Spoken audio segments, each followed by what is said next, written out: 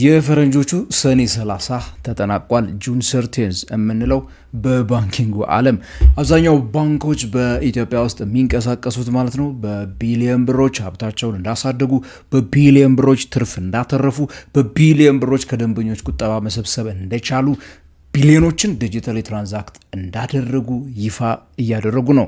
እነ አዋሽ፣ አቢሲኒያ፣ እነ ዳሽን፣ እነ ኢትዮጵያ ንግድ ባንክ አመርቂ ውጤቶችን አስመዝግበናል ብሏል፣ ኦሮሚያ ባንክን ጨምሮ። እነዚህ ሁሉ ባንኮች በዚህ ባሳለፍነው ዓመት የምር ያደረጉትን ነገር የኦዲት የተደረገው ሪፖርታቸው ሲወጣ የምንመለከት ቢሆንም በዛሬው ቪዲዮ ግን እስካሁን ምን ገጠማቸው፣ ምን አመርቂ ውጤቶች፣ ምን ጥሩ ነገሮችስ አመጡ የሚለውን ነገር እናያለን፣ እናወዳድራቸዋለን። የጠቀስኩላችሁን ባንኮች ቪዲዮውን እስከ መጨረሻ ተከታተሉት እያልኳችሁ ከንጋት ፖስት የምጋብዛችሁ እኔ ገሜብራው ነኝ።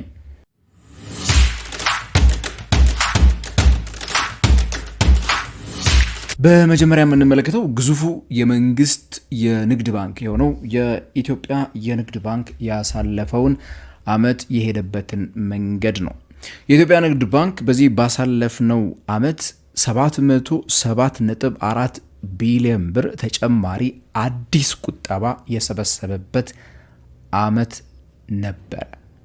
ይሄ ገንዘብ ከሌሎች ጋራ ስታወዳድሩት በጣም ከፍተኛ ገንዘብ ነው። ያ ማለት እንግዲህ የኢትዮጵያ ንግድ ባንክ እስካሁን ድረስ ያሰባሰበው አውትስታንዲንግ የሆነው ዲፖዚት ወይ ደግሞ አጠቃላይ ከደንበኛ የሰበሰበውን ገንዘብ ወደ 2.4 ትሪሊየን የኢትዮጵያ ብር ያደርሰዋል። በአንድ ዓመት ብቻ ነው ተጨማሪ 707 ቢሊዮን ብር የወሰደው። በኢትዮጵያ የግል የንግድ ባንክ ስርዓት ውስጥ ያሉት አይ ቲንክ 10 ባንኮች አንድ ላይ ብታደርጉ አሁንም ቢሆን በዚህ ዓመት የኢትዮጵያ ንግድ ባንክ የሰበሰበውን ይሄንን ገንዘብ የሰበሰበው አይመስለኝም። ታዲያ 648 ቢሊዮን ብር እንደዚሁ በብድር መልኩ ስለመስጠቱም ነው የሰማ ነው። በተለይ ያው ደስ የሚለው ነገር 588 ቢሊዮን ብር የሚሆን ገንዘብን ለግሉ ሴክተር ማበደሩ ነው የኢትዮጵያ ንግድ ባንክ። የኢትዮጵያ ንግድ ባንክ ከዚህ በፊት የሚታወቅበት ለመንግስት ተቋማት፣ ለመንግስት የልማት ድርጅቶች በጣም በሚያከስሩ ዋጋዎች በማበደር ይታወቅ ነበረ። ነገር ግን ያንን ሙሉ በሙሉ ቀይሮ ወደ ግሉ ሴክተር ማተኮር ላይ መጥቷል። ከ90% በላይ የሚሆነው የባንኩ አብዛኛው ብድር ወዴት ነው እየሄደ ያለው?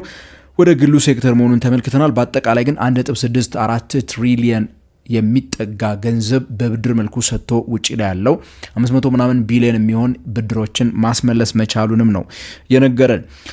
ታዲያ የኢትዮጵያው ንግድ ባንክ በዚሁ በያዝነው 2025-26 ብለን በምንጠራውና ሰኔ 30 በተጠናቀቀው በጀት ዓመቱ 80 ቢሊዮን ብር ነው ያተረፍኩት ብሏል። በሚቀጥለው ዓመት አዲስ 832 ቢሊዮን ያ ማለት እንግዲህ 3 ምናምን ትሪሊየን ያደርሰዋል አጠቃላይ ቁጠባውን እዛ ለማድረስ። እንደዚሁ ደግሞ ገቢውን ጠቅላላ ገቢውን ማለት ነው ወጪ ሳይነካለት 360 ቢሊዮን ለማድረስ እንደሚሰራ ነው ያወራው ማለት ነው። የኢትዮጵያ ንግድ ባንክ ያው አንድ ቁልፍ መርሳት የሌለብን ነገሮች እንዳሉ እንዲያው ኮንቴክስት ሊሰጠን ግዴታ ነው ብዬ ስለማስብ ልንገራችሁ።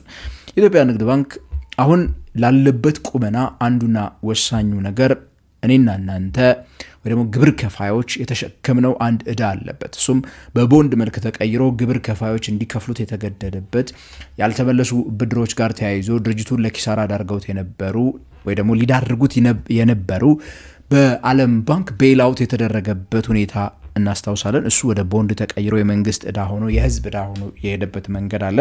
እነዚህ ከስር የተፈጠሩለት መሰረታዊ ጉዳዮች መሆናቸውን መርሳቱ ትንሽ እነዚህን ኮንቴክስት ውስጥ ማሳጣት ይፈልጋል። በዛ መሰረት ላይ እንግዲህ ሆኖ ነው እነዚህ ነገሮች ያመጣው ማለት እንችላለን። ከዛ ባለፈ የኢትዮጵያ ንግድ ባንክ አሁንም ቁጥሮቹን ስትመለከቷቸው ትንሽ ለየት የሚያደርገው እንግዲህ በብድር እድገት በሚባለው የብድር እድገት ጣሪያ በሚባለው መለኪያ አሁንም ቢሆን በፐርሰንቴጅ ደረጃ ካስቀመጥ ነው እድገቱ 24% ድረስ የተባለውና የተቀመጠው ህግን የሚያሟላ አይደለም። እርግጠኛ ስላልሆንኩኝ ነው። እስቲ ንገሩኝ። የኢትዮጵያ ንግድ ባንክ በባንኮች ላይ የተቀመጠው የክሬዲት ካፕ ይመለከተዋል አይመለከተውም ነው ወይስ የግሎቹ የንግድ ባንኮች ብቻ ናቸው ይሄን የሚመለከታቸው የሚለውን ነገር እንዲያው ብንሰማው ጥሩ ይመስለኛል። ሌላኛው እንግዲህ ባንክ ኦፍ አቢሲኒያም እንደዚሁ ውጤቶቹን ተናግሯል። ጠቅላላ ሀብቴ 371 ቢሊዮን ብር ደርሷል ብሏል። ሀብት የምትለው ቃል ታዲያ ብዙዎቻችን እንዳትሸውደን። ሀብት ብዙ ነገሮችን ደምሮ የያዘ ነገር ነው። ለምሳሌ ከሁሉ በላይ ሀብት ተብሎ ከሚቀመጡት ውስጥ ማለት ነው አንደኛው በደንበኞች ዘንድ ያለንን የሚመለስ አበድረን ያለንን ገንዘብም እንደ ሀብት የሚቆጥሩበት ሁኔታ አለና ስለዚህ ያው 371 ቢሊዮን ብር ሲባል የሆነ ነገ ቀጥታ ወደ ብር የምትቀይሩት ሀብት እንዳልሆነ ወይ ደግሞ ሀብት ብለው ሲያስመዘግቡ እሱን እንድትረዱ ለማለት ነው። በቁጠባ ደረጃ 314 ቢሊዮን አካባቢ ደርሷል ቁጠባ ይላል። ቅድም ከነገርኳችሁ ከንግድ ባንክ ቁጥሮች ጋር ታዲያ የሚለያየው ይሄ ለአቢሲኒያ ባንክ ዘንድሮ ያገኘው ገንዘብ አይደለም። 313 ቢሊዮን ብር ባንኩ በአጠቃላይ ባለፉት አመታት በሙሉ ሊሆን ይችላል እየሰበሰበ መጥቶ እሱ ጋር ደንበኞች ያላቸው ጠቅላላ ገንዘብ ነች 313 ቢሊዮን ብር ይሄን ሁሉ አመት ሰርቶ ማለት ነው። የኢትዮጵያ ንግድ ባንክ 700 ምናምን ቢሊዮን ዘንድሮ ብቻ ነው የሰበሰበው። ጠቅላላውማ 2.4 ትሪሊዮን ነው ብያችኋለሁ። ስለዚህ እና አቢሲኒያ ወይ ደግሞ የግል እንትኖችን ቅድም የነገርኳችሁን ብትደምሯቸው ራሱ ዘንድሮ ያገኙትን አይደርስም ብዬ የነገርኳችሁ ለዛ ነው ማለት ነው። በብድር ደረጃ 229 ቢሊዮን ዶላር ደርሷል። የውጭ ምንዛሬ 873 ሚሊዮን የአሜሪካን ዶላር አስገኝቻለሁ ብሏል። 44.7 የቢሊዮን የኢትዮጵያ ብር ገቢ አግኝቷል አቢሲኒያ። ይሄንን ምን ያህሉን ወደ ትርፍ ቀየረው አብረን የምንመለከተው ነው የሚሆነው። እንግዲህ ኦዲትድ ፋይናንሻል ሪፖርታቸው በሚወጣበት ሰዓት አቢሲኒያ ግን ጥሩ የሚባል ውጤቶችን አስመዝግቧል። ከሁሉ በላይ በጣም አስገራሚ ሆኖ ያገኘሁት ደግሞ እንግዲህ አንዱ የአዋሽ ባንክ ውጤቶች ናቸው። አዋሽ ባንክ በቀጣይ ዓመታት ከኢትዮጵያ ውጭ ወጥቼም የሌሎች ሀገሮች ላይ የባንኪንግ ስራን መስራት ፈልጋለሁ ፍላጎት አለኝ የሚሉ ነገሮችን አንስቷል። ታዲያ በቁጥሮች ደረጃ ከፍተኛ የሆነ እድገት ያስመዘገበበት ዓመት ነው። አዋሽ ባንክ በዘንድሮው ዓመት ብቻ አዲስ ብድር እንግዲህ ግዙፉ ትልቁ የምንለው ባንክ ነው 135 ቢሊዮን የኢትዮጵያ ብር ጨምሮ አንድ ላይ 467 ቢሊዮን ብር የደንበኛ ቁጠባ በእጁ ይገኛል ማለት ነው። ተመልከቱ 135 ቢሊዮን ቨርሰስ 707 ቢሊዮን ነው የኢትዮጵያ ንግድ ባንክ ኦልሞስት 6 ወር 7 እጥፍ ነው እንግዲህ ማለት ነው ምን ያደረጉት ማለት ነው። የኢትዮጵያ ንግድ ባንኮች የሰበሰቡት እቺኛው የንግድ ባንኮቹ የግል የንግድ ባንኮቹ በሚሰበስቡት ቁጠባ ረገድ ስትመለከቱት ምን ያህል ከኢትዮጵያ ንግድ ባንክ አንጻር ስንመለከተው አነስተኛ እንደሆኑ እንድታዩ ነው። የውጭ ምንዛሬ ግኝቱን ስንመለከት 2.6 ቢሊዮን የአሜሪካን ዶላር ነው። ይሄ በጣም ከፍተኛ ገንዘብ ነው። ያ ማለት እንግዲህ አዋሽ ባንክ ከውጭ ምንዛሬ ግብይት ማለት ነው ውጭ ምንዛሬዎችን ገዝቶ በመሸጥ በጣም ከፍተኛ ገንዘብ ያገኘበት ዓመት እንደሚሆን ምንም ጥርጥር የለው።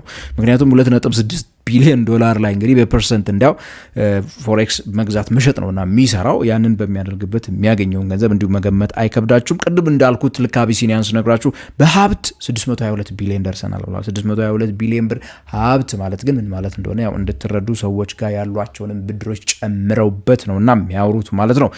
ይህን ከፍተኛ የሆነ ደረጃ ላይ አድርሶታል። በተለይ ከተከተሉት ካሉ የግል የንግድ ባንኮች ምን ያህል ርቀት ላይ እየሄደ እንደሆነ ያው ቅድም የነገርኳቸው አቢሲኒያ ባንክ ነው በሁለተኝነት የሚከተለውና በአብዛኛው ቁጥሮች ሲሄዳችሁ ስትመለከቱት ኦልሞስት በእጥፍ ሊበልጥ የሚችልበት እድል አለው። እርግጥ በዲፖዚት እና አሴት ላይሆን ይችላል።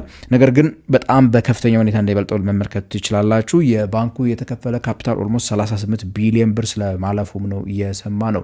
የአዋሽ ባንክ አክሲዮኖች እንደምታውቁት እንግዲህ 54 ሚሊዮን የሚጠጉ ወይ ደግሞ በአጠቃላይ የ54 ቢሊዮን ብር ካፒታል ተፈቅዶለታል እስከሚቀጥለው የፈረንጆቹ ዓመት 2027 ተከፍሎ የሚጠናቀቅ ማለት ነው። በአሁኑ ሰዓት ኦልሬዲ 38.5 ቢሊዮን ደርሷል። ይሄ በጣም ከፍተኛ ገንዘብ ነው። በኢትዮጵያ ሰነደ ሙዓለ ገበያ ላይ እንደምታውቁት እንግዲህ ሊስት የተደረገ ነው የአዋሽ ባንክ አክሲዮኖች ማለት ነው።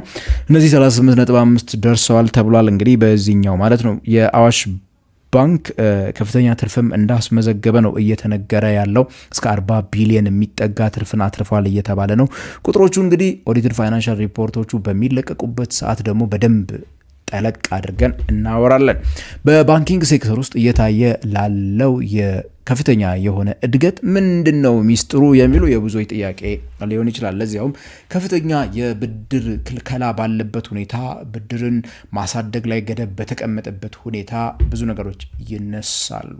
ታዲያ አንዱና ቁልፍ ነገር አብዛኛዎቹ እዚህ ጋር የምናያቸው ቁጥሮች በብር ዋይዝ በጣም ከፍተኛ እድገት የታየባቸው ቢሆንም ከዶላር አንጻር ከቀየርናቸውና ከነበሩት ጊዜ ጋር ካወዳደር ነው ሜቢ እምብዛም ያን ያህል የተለየ እድገት ያላሳዩበትን ሁኔታ ልታገኙ የምትችሉበት ሁኔታ እንዳለ በምንም ተአምር መጠራጠር የለባችሁም ቁጥሮቹን እንደዛ ከተመለከትናቸው። ሌላው ነገር ደግሞ አብዛኛዎቹ ባንኮች ማለት በምንችልባቸው ደረጃ በአገልግሎት ክፍያቸው ላይ ከፍተኛ የሆነ ጭማሪዎችን አድርገዋል። ለሞባይል ባንኪንግ እንደ ኢትዮጵያ ንግድ ባንክ ትተውት የነበሩትን እንኳን በየወሩ የሚያስከፍሉትን 5 ብር ነው ምናምን የአገልግሎት ክፍያ ወደ ማስከፈል መጥተዋል። ድሮ ያልነበሩ አይነት የክፍያ አይነቶች ሙሉ በሙሉ ባንኮች ማስከፈል ጀምረዋል። ከኤቲኤም ስታወጡ፣ ከብራንች ሄዳችሁ ስታወጡ፣ ትራንስፈር ስታደርጉ ሁሉ ነገር ላይ ማለት በሚቻልበት ደረጃ ገንዘብ እየተቀበሉ ነው። ከነዚህ ነገሮች ገንዘብ አግኝቷል። ከሁሉ በላይ ደግሞ የዶላር ወደ ሀገር ውስጥ እየገባ ያለው የዶላር መጠን ከመጨመሩ ጋር ተያይዞ እንግዲህ ከውጭ ሀገራት ምንዛሬ ገንዘቦችን ዲል ከማድረግ መግዛትና መሸጥ በሚለው ፊዎችን፣ ኮሚሽኖችን ኤክስፖርት ኢምፖርት ላይ የሚያገኙት ገንዘብ በከፍተኛ ሁኔታ ከመጨመሩ ጋር እንግዲህ ተያይዞ ከፍተኛ እድገት እየታየ ያለበትን ሁኔታ ልንመለከት እንችላለን። ይህ ግን ቀጣይነት ይኖረዋል አይኖረውም እንግዲህ አብረን የምንመለከተው ነው የሚሆነው። እናንተም እስቲ አስተያየታችሁን ስጡን። በቀጣይ እንደው አስገራሚ ቁጥሮችን ይነግረናል ብላችሁ የምታስቡት የማንን ባንክ ነው? አስተያየት መስጫ ሳጥን ላይ እስቲ ጠቁሙን እያልኩኝ በሌላ ቪዲዮ እስከምንገናኝ ድረስ ከንጋት ፖስት የተሰናበትኳችሁ። ቻናሉን ሰብስክራይብ ማድረግ እንዳትረሱ እያልኩ እኔ ገመናው ነኝ።